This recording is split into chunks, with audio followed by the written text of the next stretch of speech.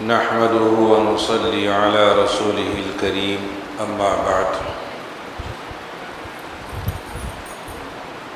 فقد قال رسول الله صلى الله عليه وسلم الحياء شعبة من الإيمان أو كما قال عليه الصلاة والسلام۔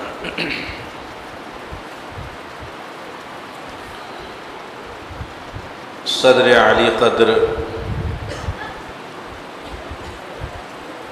اور مہمان مکرم و معظم،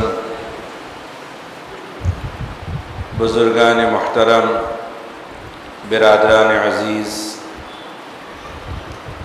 اور پردہ نشین خواتین اسلام،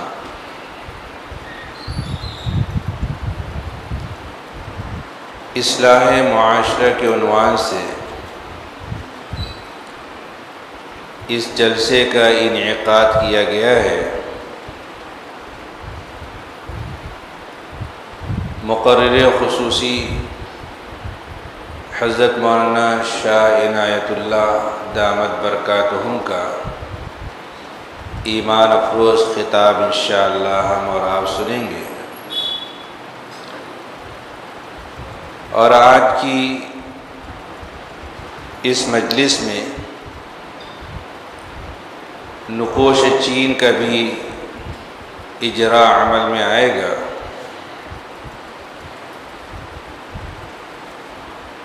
یہ کتاب میرے بہت ہی قابل قدر استاذ اور میرے محسن معہد ملت کے سابق شیخ الحدیث بافیض عالم ربانی حضرت مولانا محمد حنیف ملی رحمۃ اللہ علیہ کی تحریر فرمودہ ہے۔ آپ سب جانتے ہیں کہ حضرت مولانا محمد حنیف ملی رحمۃ اللہ علیہ ایک بہت بڑے عالم تھے۔ ان کا تعلق مالیگاؤں سے اور مالیگاؤں کے اس محلہ بیل باغ سے تھا۔ اس مسجد کے منبر و محراب ان کے درس قرآن کے گواہ ہیں۔ ایک زمانے تک انہوں نے اس مسجد میں درس قرآن دیا ہے اور عوام و خواص نے اس سے استفادہ کیا ہے۔ وہ جہاں ایک بے باک مقرر اور خطیب تھے، وہیں ایک اچھے قلمکار بھی تھے۔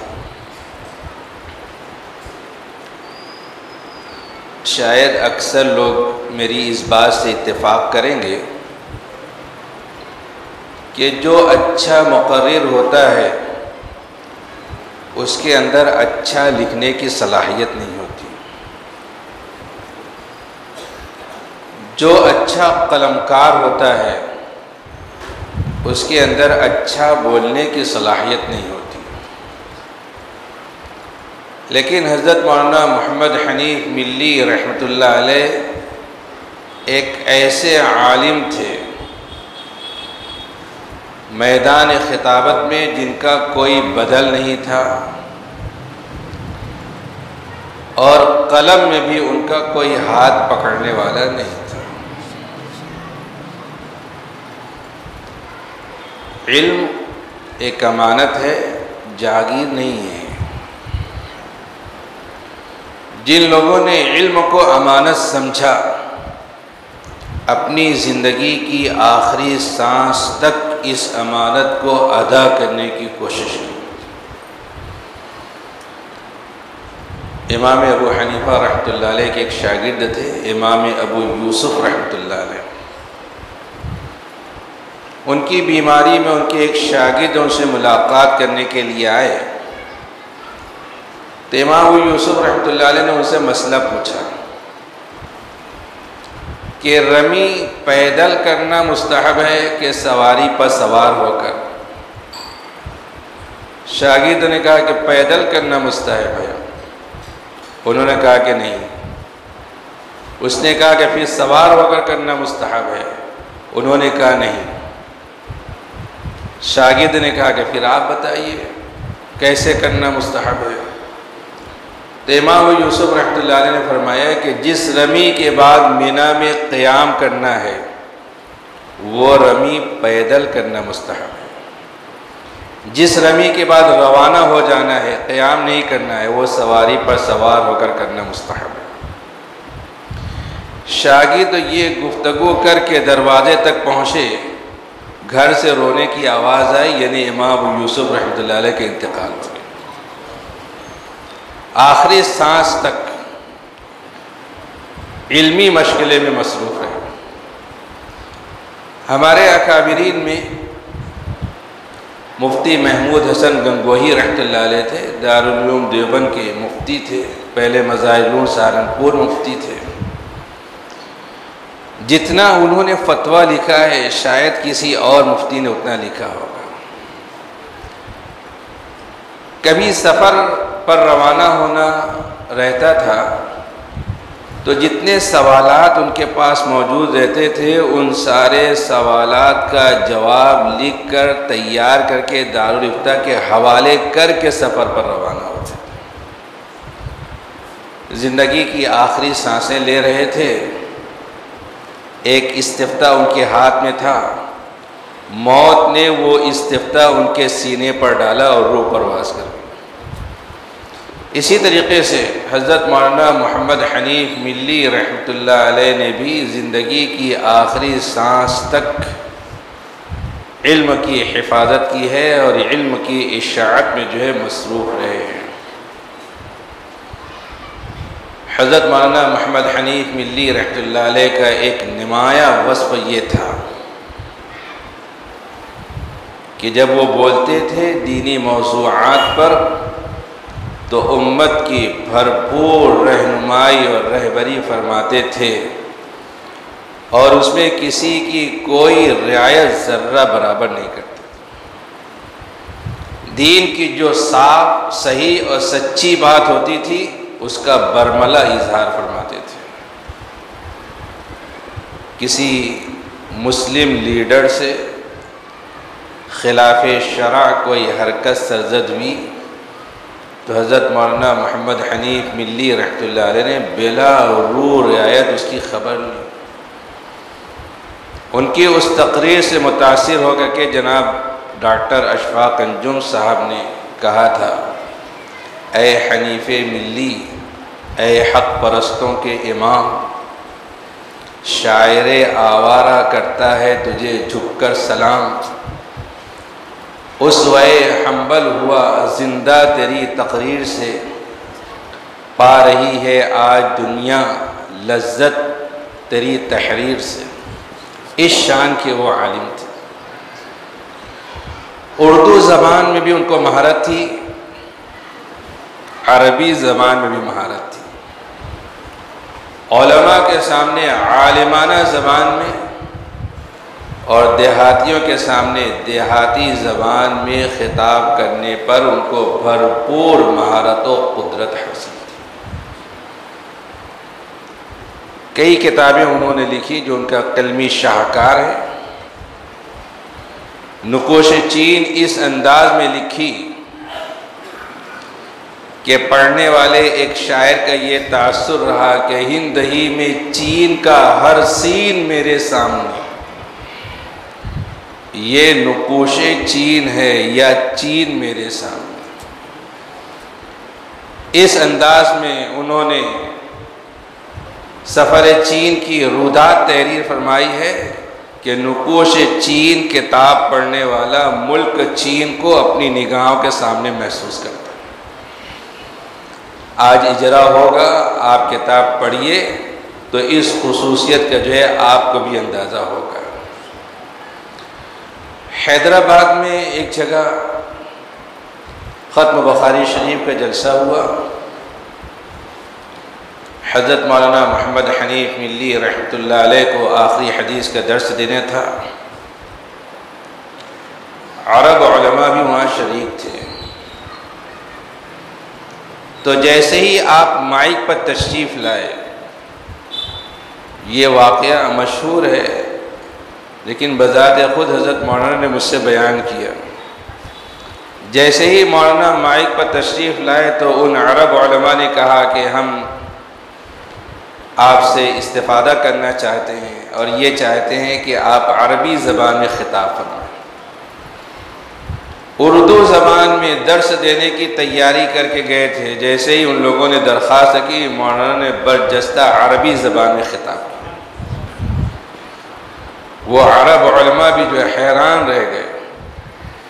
مفکر اسلام حضرت مولانا سید ابو الحسن علی میاں ندوی رحمۃ اللہ علیہ نے اس خطاب کے بعد دارالعلوم ندوۃ العلماء کے مسند حدیث کی پیشکش کی تھی کہ آپ دارالعلوم ندوۃ العلماء تشریف لے آئیں اور یہاں مسند حدیث کی زینت بنے، حدیث شریف کا درس دیں۔ لیکن حضرت مولانا رحمۃ اللہ علیہ نے ان کی اس درخواست کو قبول نہیں کیا۔ وہ فرماتے تھے کہ مفکر ملت حضرت مولانا عبدالحمید نعمانی رحمۃ اللہ علیہ نے مجھ کو معاد ملت کی مسند حدیث پر بٹھایا تھا۔ اگر میں ندوہ چلا جاتا تو کل قیامت کے دن حضرت مولانا عبدالحمید نعمانی رحمۃ اللہ علیہ مجھ سے سوال کرتے تو میں اس کا کیا جواب دیتا؟ اپنے مربی اور اپنے محسن کے ساتھ جو ہے احسان فراموشی نہیں کی، معہد ملت کے اندر رہ کر کے ہی درس و تدریس سے متعلق رہنے کو پسند کیا، گوارا کیا، وہاں تشریف نہیں لے گئے۔ اپنی قابلیت اور صلاحیت کے اوپر ان کو بھرپور اعتماد حاصل تھا۔ 1999 میں میری فراغت ہوئی ہے، وہ حضرت مولانا کے درس حدیث کا آخری سال تھا۔ اس کے بعد 2000 میں ان کا انتقال ہو گیا۔ اس کے بعد وہ حدیث شریف کو جو درس نہیں دے سکے، تو ان سے میں نے مشورہ کیا تھا کہ اب فارغ ہو جاؤں گا، اب کہاں جاؤں؟ معہد ملت کے فارغ طلبہ اکثر ندوہ جاتے تھے اور مولانا ہی ان کا داخلہ کرواتے تھے، اس لیے کہ وہاں کی وہ مجلس تعلیمی کے ایک رکن تھے۔ تو مولانا حنیف ملی رحمۃ اللہ علیہ نے کہا کہ اگر میں پوری بخاری شریف پڑھا لوں گا تو پھر تم ندوہ جانا، اور اگر میں پوری بخاری شریف نہیں پڑھا سکوں گا تو پھر دیوبند چلے جانا اور وہاں جا کر کے بخاری شریف پڑھ لینا۔ تو اس سال جو ان کی زندگی کا آخری سال تھا، وہ مکمل بخاری شریف جو نہیں پڑھا سکے تھے، کتاب الغسل تک کا ہی درس ہو پایا تھا۔ تو ان کے مشورے کے مطابق الحمدللہ میں دارالعلوم دیوبند گیا اور وہاں جا کر کے میں نے تعلیم حاصل کی۔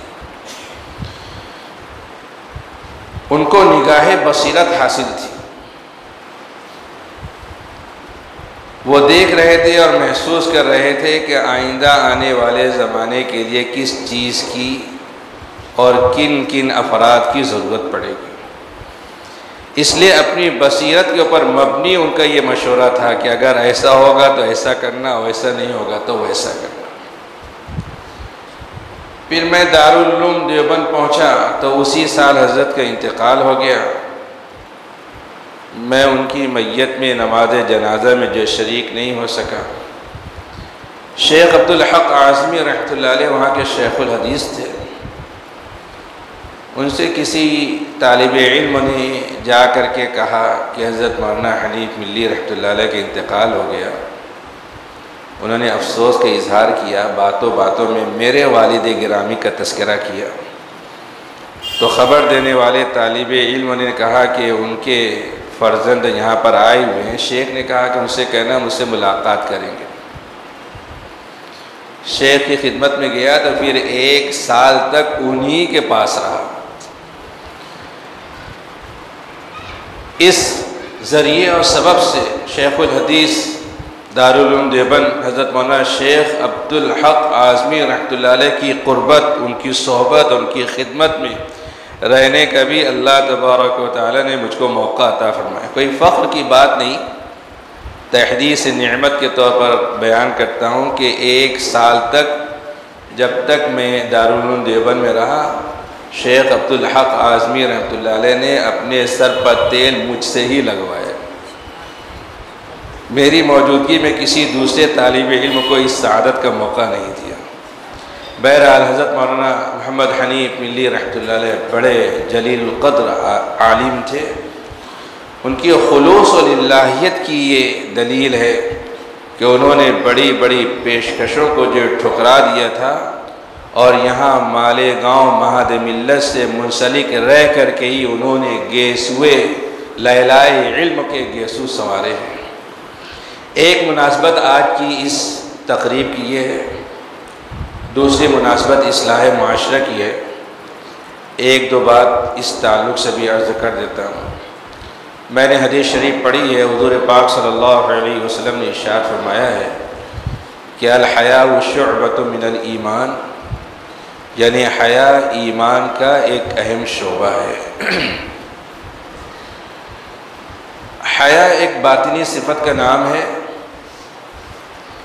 یہ صفت اگر انسان کے اندر ہے تو بے شرمی کے کاموں سے، گناہوں سے، غلط کاموں سے بندہ رکتا ہے، اجتناب کرتا ہے۔ اگر یہ صفت بندے کے اندر نہیں ہے تو پھر اس کو راہ راست پر لانے والی کوئی چیز نہیں ہے۔ حیا وہ صفت ہے جو انسان کی طبیعت کے اندر کسی غلط کام اور نامناسب کام کے کرنے سے انقباض پیدا کرتی ہے، یعنی طبیعت کو روکتی ہے۔ بے حیائی تمام برائیوں کی جڑ ہے۔ حضور نبی کریم صلی اللہ علیہ وسلم نے اسی بنا پر حیا کا خاص طور پر تذکرہ فرمایا کہ حیا ایمان کا اہم ترین شعبہ ہے۔ حیا اور ایمان دونوں ایک دوسرے سے جڑی ہوئی چیزیں ہیں۔ حیا ہے تو ایمان ہے، ایمان ہے تو حیا ہے۔ جب ان دونوں چیزوں میں سے کوئی ایک چیز اٹھ جاتی ہے تو دوسری چیز خود بخود ختم ہو جاتی ہے۔ کبھی صرف صفت حیا انسان کے اندر پیدا ہو جائے تو اس کی وجہ سے انسان کی زندگی کے اندر انقلاب عظیم پیدا ہو جاتا ہے۔ ایک محدث ہیں امام قعنبی رحمۃ اللہ علیہ، صحاح ستہ کے مصنفین کے یہ استاد ہیں۔ صحاح ستہ کے مصنفین نے ان سے حدیثیں روایت کی ہیں، بیان کی ہیں۔ پہلے یہ ایک عام آدمی تھے، زندگی ابتدا کی ان کی اچھی نہیں تھی، آوارہ قسم کے آدمی تھے، گنڈا گردی میں لگے رہتے تھے۔ ان کے زمانے کے ایک محدث امام شعبہ رحمۃ اللہ علیہ ان کے سامنے سے گزرے تو ان کو شرارت سوچی۔ امام شعبہ رحمۃ اللہ علیہ کے سامنے آئے، ان کی سواری پکڑ لی اور کہا کہ حدیث سنائیے۔ امام شعبہ رحمۃ اللہ علیہ نے کہا کہ چلو ہٹو سامنے سے، حدیث اس طریقے سے نہیں سنی جاتی ہے، ادب و احترام کے ساتھ درس حدیث کی مجلس میں آؤ اور حدیث سنو۔ تو وہ شرارت میں تھے۔ امام قعنبی رحمۃ اللہ علیہ نے کہا کہ اگر آپ نے حدیث نہیں سنائی تو میں ایسا اور ویسا کروں گا۔ امام شعبہ نے کہا کہ اچھا تم حدیث سننا چاہتے ہو؟ کہا کہ ہاں۔ اپنی سند سے انہوں نے حدیث سنائی کہ حضور پاک صلی اللہ علیہ وسلم نے ارشاد فرمایا ہے کہ اذا لم تستحی فاصنع ما شئت، جب تیرے اندر شرم و حیا ہی نہ رہے تو پھر تیرا جو جی چاہے کر۔ پتہ نہیں دل کے کس جذبے سے انہوں نے یہ حدیث سنائی تھی، ان کی دل کی دنیا بدل گئی۔ انہوں نے کہا کہ حضرت پہلے میں نے شرارت کی تھی، لیکن اب میں توبہ کرنا چاہتا ہوں، آپ اپنا ہاتھ بڑھائیے۔ اور ان کے ہاتھ پر توبہ کر لی، اپنی سابقہ زندگی سے تائب ہو گئے اور علم حاصل کرنا شروع کیا تو بڑے شان کے محدث بنے۔ یہ صفت اگر دل کے اندر پیدا ہو جائے تو انقلاب عظیم زندگی کے اندر جب پیدا ہو جاتا ہے۔ حضور پاک صلی اللہ علیہ وسلم کے صحابہ کرام میں بھی یہ صفت بدرجہ اتم موجود تھی۔ حضرت عثمان غنی رضی اللہ عنہ کا تو لقب ہی ہے کامل الحیاء والایمان، یعنی کامل ایمان اور کامل حیا والے۔ حضور پاک صلی اللہ علیہ وسلم اپنے گھر میں تشریف فرما تھے اور تہبند آپ کے گھٹنے کے قریب سے ہٹی ہوئی تھی، ستر چھپا ہوا تھا، تہبند ہٹی ہوئی تھی۔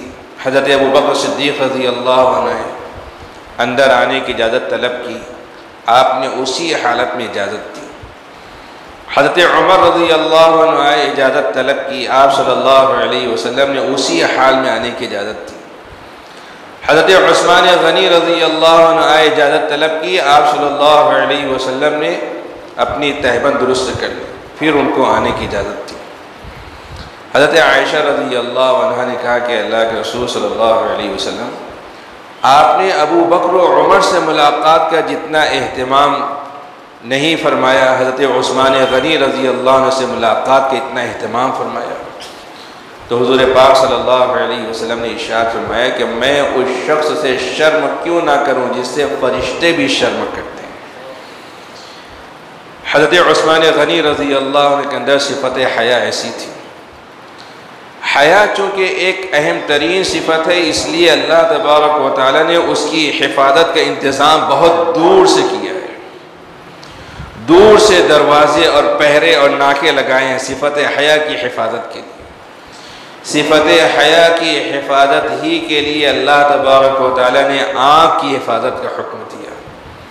قُلْ لِلْمُؤْمِنِينَ يَغُضُّوا مِنْ أَبْصَارِهِمْ وَيَحْفَظُوا فُرُوجَهُمْ، اے نبی صلی اللہ علیہ وسلم مسلمان مردوں سے کہہ دیجئے کہ اپنی نگاہیں نیچی رکھیں اور اپنی شرمگاہوں کی حفاظت کریں۔ آپ صلی اللہ علیہ وسلم نے ارشاد فرمایا کہ النظر سہم من سہام ابلیس، نظر شیطان کے تیروں میں سے ایک تیر ہے، جس کو یہ تیر لگ جاتا ہے پھر وہ غلط راستے پر چلنے لگتا ہے۔ شیطان کو جب اللہ تعالیٰ نے زمین کے اوپر پھینکا تو اس نے اللہ تعالیٰ کی بارگاہ میں بہت شیخی بگاری۔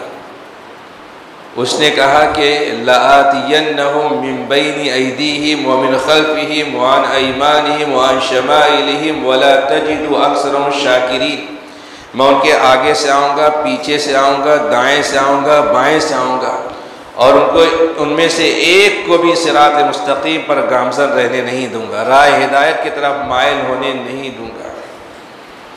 اس نے اللہ تبارک و تعالیٰ کے سامنے یہ بات کہی۔ اس کو یہ بات معلوم نہیں کہ سمتیں 6 ہوتی ہیں، 4 نہیں۔ اوپر اور نیچے کی سمت کا تذکرہ اس نے نہیں کیا۔ اس کے بہکانے کے راستے آگے، پیچھے، دائیں اور بائیں، 2 سمتیں بھی باقی ہیں جہاں سے وہ آ نہیں سکتا، ایک اوپر کی سمت، ایک نیچے کی سمت۔ اگر شیطان کے تیر سے اور شیطان کے حملوں سے کوئی بچنا چاہتا ہے تو اس کے لیے ضروری ہے کہ یا تو اوپر سے تعلق قائم کر لے یا نیچے سے تعلق قائم کر لے۔ اگر اوپر دیکھ کر کے چلے گا تو ٹھوکر لگے گی، گرے گا، نقصان پہنچے گا، اور نیچے دیکھ کر کے چلے گا تو وہ محفوظ و معمون رہے گا۔ اس لیے حدیث قدسی میں اللہ تعالیٰ ارشاد فرماتے ہیں کہ جو بندہ میرے ڈر اور خوف کی وجہ سے نگاہ کی حفاظت کرے گا، یعنی نگاہ کو جھکا کر کے چلے گا، تو میں اس کو ایسا ایمان عطا کروں گا جس کی لذت حلاوت وہ اپنے دل میں محسوس کرے گا۔ ایمان عطا کرنے کا مطلب یہ ہے کہ اس کو ایسی عبادت کی توفیق دوں گا جس عبادت کی لذت حلاوت چاشنی وہ اپنے دل کے اندر جو محسوس کرے گا۔ تو شیطان کے حملوں سے اگر بچنا ہے تو نیچے دیکھ کر کے چلے۔ ہمارے اکابرین نے نگاہ کی حفاظت کی بہت مشق کی ہے۔ مفتی تقی عثمانی دامت برکاتہم کے پیر اور شیخ ڈاکٹر عبدالحی رحمۃ اللہ علیہ تھے۔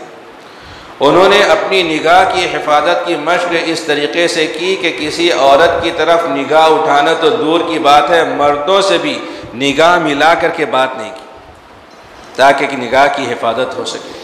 اور جن لوگوں نے نگاہ کی حفاظت کی اس کی وجہ سے اللہ تبارک و تعالیٰ نے ان کو ولایت کا مقام و مرتبہ عطا فرمایا، اور صرف نگاہ کی حفاظت کی وجہ سے ہی اللہ تبارک و تعالیٰ نے مسلمانوں کو فتوحات عظیمہ سے سرفراز فرمایا ہے۔ ایک بات زبان پر آ گئی ہے، اس کو بیان کر کے بات ختم کرتا ہوں۔ حضرت فاروق اعظم رضی اللہ عنہ کا زمانہ خلافت ہے۔